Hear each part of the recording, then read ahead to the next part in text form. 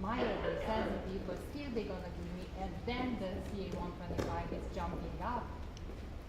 I And think it's because the treatment here has to be based on policy here rather than, you know, results from a different country, and because we know that those data are not necessarily predictive or reproducible, as Dr. Butler was saying. So I think Health Canada here has certain regulations that we have to live by, and the dispensation of chemo for certain indications is associated with that. What was the question, please? so it means that I don't have any more treatment? BioFocus Labs in Germany provides a circulating tumor cell test that does genome sequencing, identifies a small palette, I'm not sure, but they're able to identify overexpression ratios of certain genes and correlate those to sensitivity or resistance of chemotherapy, anthracyclines, taxanes. And this is good medicine in terms of everything that we have studied, and it's being disregarded by our oncologists. Well, I'm not really sure what I can say about that. I mean, he or she must have a reason for disregarding the data. As I said, we have to, you know, live in Canada here within the regulations that we have. But if you don't like what the way that they're treating you, maybe you need to get a second opinion. We're moving on to a question. Marcus? Is your PowerPoint and maybe notes available for us? Absolutely. Thank you. I have some questions for you, Doctor, from the cards. Are you going to run panels retroactively? We would have to have a request for that. So we can't go back and test samples that we have tested previously without being asked to do that. It's sort of like, because the panels are improving all the time, as is our knowledge base, and we always have more samples to test. So if we kept going back and testing all the previous samples, we'd never move ahead with the samples, you know, that we're getting in the door currently. Unfortunately, patients do pass away from their disease. We don't know who those patients are, so we can't just go back and test everything retroactively. We do have to have special requests, but we will certainly test them again, no problem, but we do have to have a special request for that. Next question is, when a person goes to genetic testing at PMH, are any other genes tested besides BRCA gene? Besides, The BRCA gene? so is this for inherited disease? So right now, only BRCA1 and 2 are tested, unless, of course, you're Lynch syndrome, and then the mismatch repair genes are tested as well. You can get tested for other things, but right now it's out of country, and so through special requests, like special requests, and you can get, for example, RAD51 tested, but those are done through out-of-country program. We are trying to, as I mentioned with our panel, trying to develop our own screening panel with all those 50 genes on there, because we don't feel that patients should have to get out-of-country testing done for things that there's enough evidence around to show implication, even if rarely, in some of these families. Yes? Could you just comment on, if you had the impact study, whether the BRCA1 or 2 mutations or other inherited mutations are picked up? So right now in the impact study, the BRCA1-2 mutations are not detected because we don't look for them, so they're not on this panel. There are other mutations on here that are associated with inherited disease, so those could potentially identify germline or familial predisposition to disease.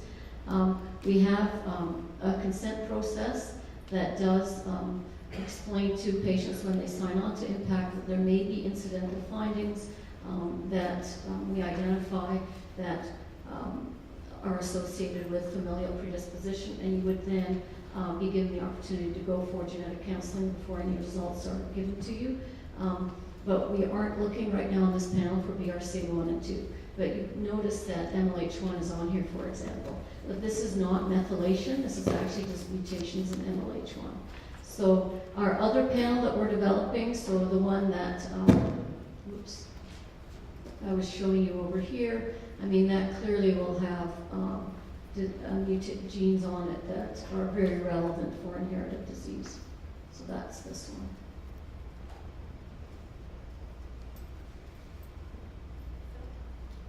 How does the province of Ontario stack up against the other provinces in Canada for a diagnosis and treatment of ovarian cancer specifically? And how does Canada stack up against the other countries of the world? Thank you. Okay, well, that's hard for me to answer because I'm not a physician. So I may ask Dr. Butler to answer that because he is a physician.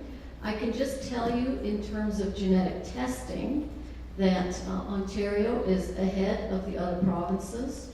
I'm actually a member of the Genetic Testing Advisory Committee for the Ministry of Health and also co-chair for the Molecular Oncology Advisory Committee for CCO.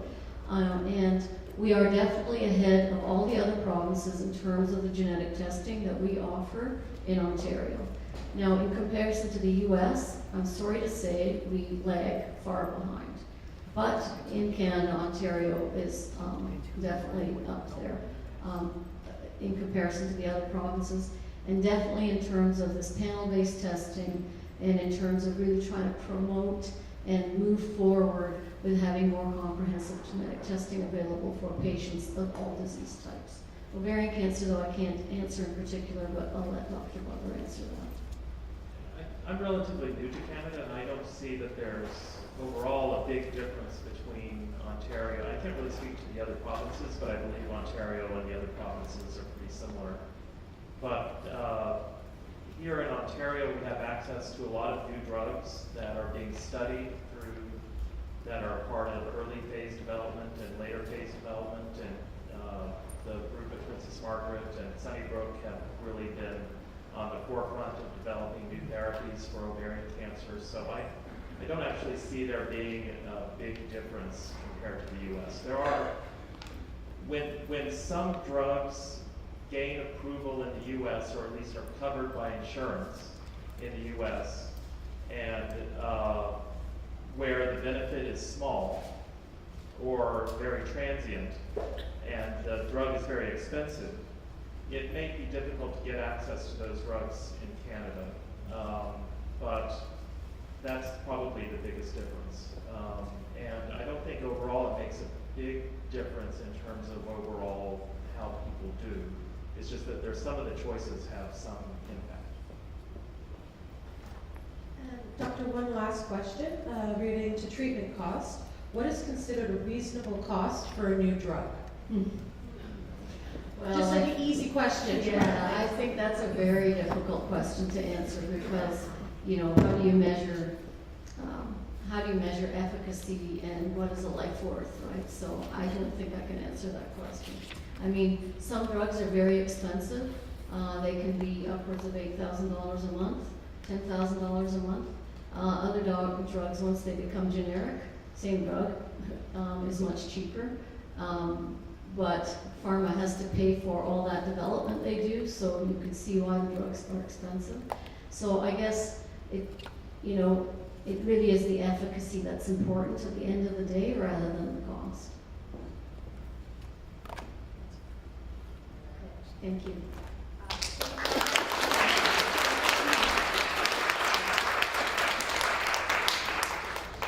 Wonderful. So we are off to an exciting start. So much ground covered, and very, very interesting. Lots of information, targeted therapy, impact, compact, and excellent questions coming from the floor too, which is what we really want to see today. What are those questions and getting some answers and, planning together. So we're moving on from here, and I'd like to invite Helen Martin and Mark Waldman to please come up and join the panel at the front of the room. Helen Martin, we might as well dance. Helen Martin is a happy, active, 70-year-old ovarian cancer survivor. Married for 51 years to husband Len, a singer and a realtor, she raised a son and daughter during her busy life as an elementary school office administrator. Retiring in 2002, she enjoyed dance classes and four grandchildren, now aged 14 to 19. Ovarian cancer took an aunt and her mother in the 1980s and struck Helen in 2005. Remission inspired her involvement with OCC and awareness education. If she could be attacked by this silent cancer, women with no information were completely vulnerable. Despite 3 occurrences, Helen has remained an avid volunteer with Knowledge is Power, Survivors Teaching Students, and the Walk of Hope. So I will hand it over to you, Helen. Thank you, but I'm not. So, technical moment, just bear with us.